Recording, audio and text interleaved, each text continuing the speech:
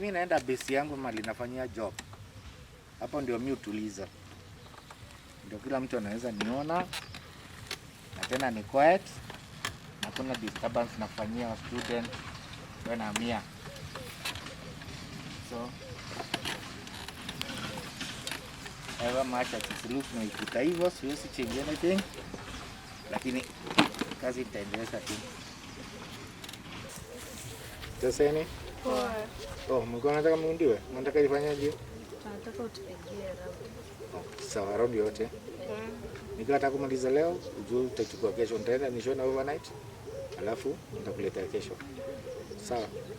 Siwalipishi pesa wangu. Ni so tu. Zikiwa mbili, yes. Hivyo nauliza ni kama yani umesikia ni cheap. Lakini it's for now tu. Ni vile kuko January. Sawa. Sawa, nitakujia baadaye. Mcheck baadaye. Si mnaingia ka 6? Okay. Wacha nione kama nitangangana. Nikishindwa utakuja uniambie. Lakini kwa kitu lazima niende naye. Ya kujisort. Si ndio? Sasa tena. Nitacheck baadaye. A hero is an ordinary individual who finds strength to persevere despite the many overwhelming obstacles that are there. And just like Christopher Reeve said that once you choose hope, anything is possible. For Robinson Gitonga, life challenges started at a very early stage of his life, but through determination, he has been able to pursue his dreams and goals, enabling him live a successful and a happy life. Katamu, thank you. Join me, Grace Michani, as Robinson Gitonga shares his story of hope and resilience.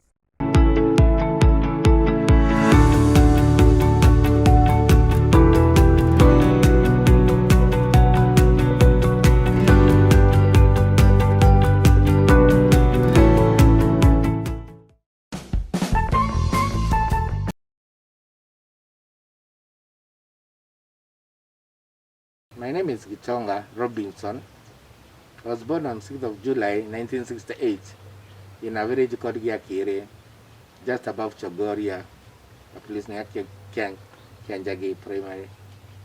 I was born to a single mother, out of wedlock, and was brought up by my grandmother up to the age of 5. And then my mother got married to Mr. Jamre Mutua, who is our dad. Was brought up in Chuka and proceeded well and bred well with the family, because I met another family there who are actually my brothers, and my only brothers, actually and sister. I grew up knowing there is actually that difference of parentage, but we coped up. There was no kind of discrimination or prejudice as we were growing up. All of us were treated equally, and mostly me, if the others had to make any mistake, I had to be reprimanded or disciplined, because I should be showing them up what to do, or I should give an example. Kianjagi Primary School is where it all started for Robinson Gitonga up to Standard 3, and then later on proceeded to Galbatura Primary School, where he finished his primary education. He was able to join Isiolo Boys, but due to a malaria outbreak, he had to transfer to Iko Boys, where he finalized his Form 4, though he didn't perform well, and therefore had to repeat at Kiriani Boys High School. I improved, yes, but I hadn't realized myself that education was actually wasn't a priority to me. Although I was a student who was bright and others were referred to me to get whatever they couldn't get, we could organize discussions, and I was very vocal. Well, everybody believed that I could get the grades that were needed for the university, but unfortunately I didn't get that, but I was able to qualify to go to Tele College, where I studied food and beverage, sales and services. In September 1996, Robinson graduated and started tamaking, looking for a job opportunity, and was lucky to be invited for several job interviews, though he chose to work at the Intercontinental Hotel, now that it was one of the most reputed hotels in town at that time. Out of my good services and whatever, I was lucky to serve the President of the Republic, His Excellency, the former President Daniel Moi. I served him once at the State House, and when the Kenya Times was being opened, I was called to go and serve him personally on his table, at the eye table. So I feel proud that I've served throughout the entire process. I was able to meet Kibaki, and then they were launching the Rainbow Alliance. I was the person in charge. I feel proud because actually being given a chance to serve the dignitaries, especially the high profile dignitaries like the president, actually it gives him more motivation. He went on climbing the ladder from a waiter to a captain to a Metro D to a supervisor up to 2002, when he resigned so that he could go for an attachment in New Jersey for 6 months, now that he had been shortlisted. But unfortunately, after staying in Nairobi looking forward to a new job, he was told that the list was a scam. I had to stick in Nairobi. Well, with the meager money that I had, looking for another job. All jobs that I could get were actually lower than the position I had at Intercont. So I had that pride of declining the offers because I just wanted to be where I was as a supervisor, but what I could get was job for a waiter. And as I kept on looking for a job, I got more desperate and more desperate, and it kind of affected me because I was looking forward to a nice future working in the industry, because actually I was good in whatever I was doing. Because even at the Intercontinental, I was official wine taster, and so much, most of the students who were coming for attachment there, they were referred to me to enlighten them on what is supposed to be done here and there. I even contributed to an icon that was used by the Intercontinental Hotels about how the department should interact in a manner that somebody, when a guest comes in, you are supposed to, he doesn't know if you're a waiter or a steward or a housekeeper or anything. So you should have the basic knowledge of what is around the hotel so that you can give the information easily or lead the guest easily to whatever he wants or she wants to fulfill all his needs. So actually that one was a motivation valve to me, and I was upgraded to a supervisor because of that. But when I got out of there and stuck in Nairobi for several months without a job, without anything, I had to start selling up my household things like TV. So one time I sold my TV, but the person who wanted the TV wanted the area too. So with my curiosity to have some money, I climbed my area was in the 4th floor. But unfortunately I slipped and fell. I got a spinal injury, and I met myself at Kenyatta Hospital. After being discharged from hospital, Robinson Gitonga went home and spent 9 months nursing his spinal injury comfortably, now that his mother would take care of him. But in no time, the mother fell sick, which left him thinking of another alternative that would help him survive, now that he was getting into a state of mental illness and his mother was not at a point of helping him out. Next time, thank you very much for your sympathy, empathy and concern. It really affected me, ndio nilitoka nikashinda tufanyaje, na nikaona watu na walikuwa wananiambia nisione viatu, na mimi nina pride yangu, I wasn't ready until one day somebody brought me the hoe ya kushona, nikashona kiatu, nikapewa pesa, nikaona kweli kumbe inaweza ingia. The next day nikaletewa viatu nyingi. Sasa eventually nikaona ni amani for myself, at least naweza jinunulia chakula. Nikaenda hivyo, nikaenda nikishona na kuongelesha watu. Mimi ni mtu wa vituko na kuchekesha watu, yani ni mtu ya story tu. Yani visanga zile nimepitia maishani. I think it's a good attraction for me. Juu sijai kosa watu wa kukaa nao, hata kama saa ingine nakanga kama niko lonely or anything, no, lakini mimi ni mtu wa kuongea na naongeanga vitu nyingi. Kwa hivyo maybe this young generation actually they would like to kushikashika mavitu kutoka wale wana experience or anything, but in between the humor and whatever, I try to mentor them up and to inspire them and tell them, you never know what will happen tomorrow, so you have to take care of what is there for you, which is free now, like kusoma. Ama vile unafundisha na mzazi, unafaa mpatie heshima na usome, si ati unaona kama waste your time. Sasa mimi vijana wengi kuja tu tunakaa tu tunapiga story, because actually vile niko, it's like okay, I try to relate to their age, hata kama mimi ni mzee kuliko wao, lakini hakuna vitu zile watu wanafanya mimi siwezi fanya, ama hakuna story wanapiga yani siwezi piga ama contribute or something.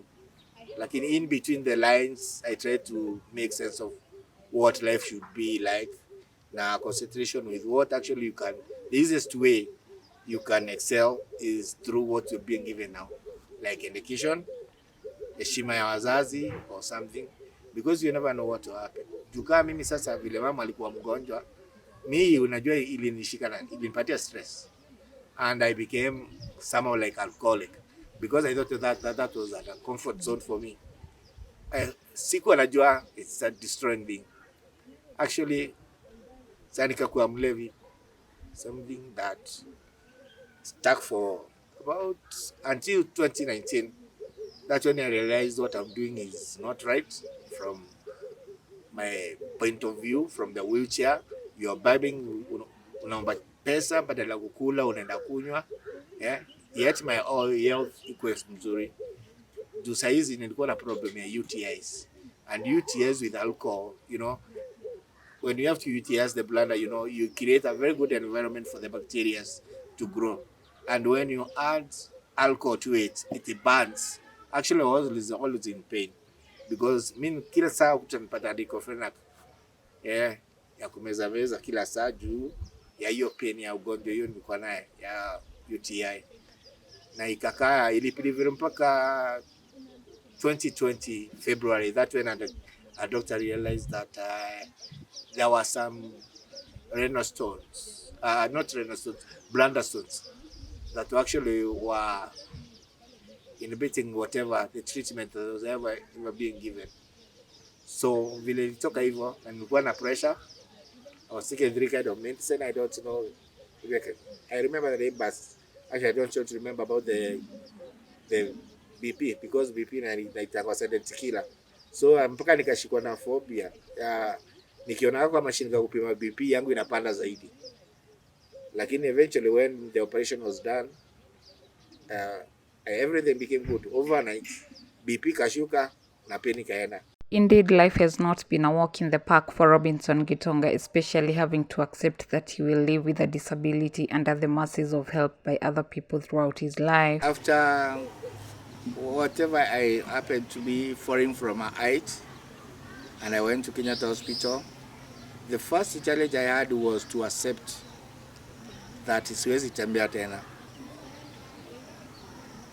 So, with that denial, it's not easy for you to be comfortable wherever you go, or even whatever it is. But I came to realize later that the sooner I accept the situation, the better for me. So I accepted and became positive about it, and started looking for alternative. And I thought, okay, walking is not everything. At least kama ingekuwa head injury ningejali, lakini kama ni miguu peke yake kutembea, there are so many hits and there are so many people who don't even have legs and they can do things for themselves. So challenge ya kwanza ilikuwa ni hiyo accept, and then after accepting, going through the procedure of kulus ile whatever you could do now you can't do it now, you see, bado hiyo ni shida tena at least kama unataka kitu kutoka pale you can't get it, you have to send somebody, you have to go through somebody else to help you, and if they're not ready to help you, you have to stay there, you have to stay put. The next challenge was the opportunistic diseases that's come around with something like the spinal injury that I have. So many things happen to you in your body that you don't actually know about until you come to familiarize with them. One of them is urination. Urine tract infections are very prone to somebody who has a spinal injury because the circulation of the blood is not there. There is no movement, and actually they are quite painful, right? The other one is the idea of movement. Without the aid of somebody to push you around, it's very hard for you to move from one position to another. You have to do it. You have to wait for somebody to come and push you or to take you somewhere. And fortunately, my hands were never affected, so I could do that. The next problem is about contingence or something like that. There is a lot of incontinence in somebody who has spinal injury, especially you don't have control over your boils. Like, urine, you can't control it. Some people they use internal catheters. Fortunately, I'm not using internal catheter. I'm using they are external. And then there is the other one of going to the long call. People actually don't realize when the long call is coming or it's due. You only get you've messed yourself up, and that's something very hard for somebody who is big and not to accept. Surely, because you never know, because you can just anytime unajikuta hata ushajimes, and that was that problem. Watu walikuwa napewa diapers and whatever they are called, pampers or I don't know, but fortunately for me, I could control, because there is this thing I think about regularity. If you tell yourself I'll do this at 6, and then the rest of the time I'll do it at 12 hours at 6, if you keep that one consistently, actually you can control yourself by and by. But it's not easy for somebody who has a spinal injury. It all depends with the level of the injury, actually, from the backbone. So hiyo ni shida kubwa kwa mtu yoyote akona shida amevunjika mgongo. But for sure, some of his friends have shown good moral support, which has motivated him to keep on working hard.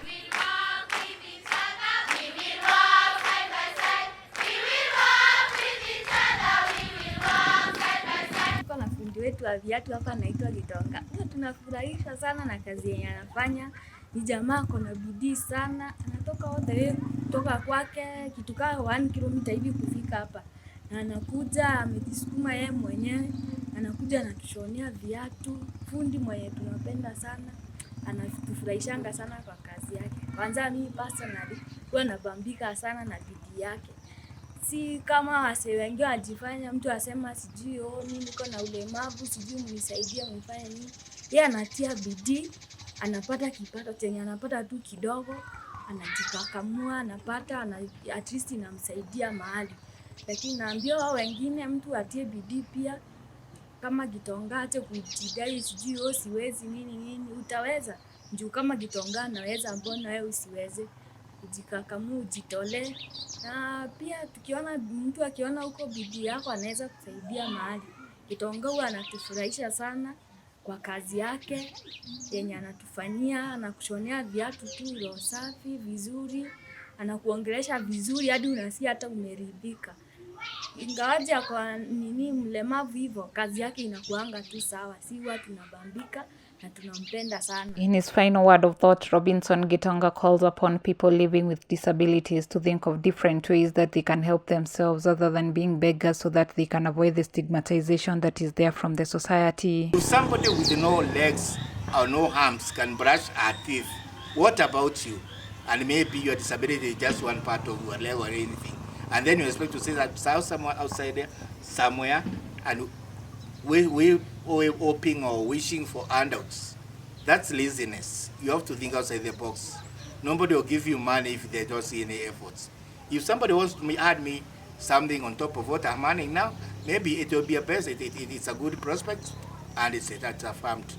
So wale watu wanakaa tu wakingoja kupewa, ni vizuri utumie akili yako, juu akili ijaribika, kama si akili, unfortunately, God forbid, kufanya kitu chochote. Ndio mtu hata kiona ukifanya anaweza kuboost ama kukuongezea na uweze na kitu yako ama cha kupata mapato yako, badala kukaa tu kingoja ama kukaa whining, these people don't help me, people don't do this. That one will never help.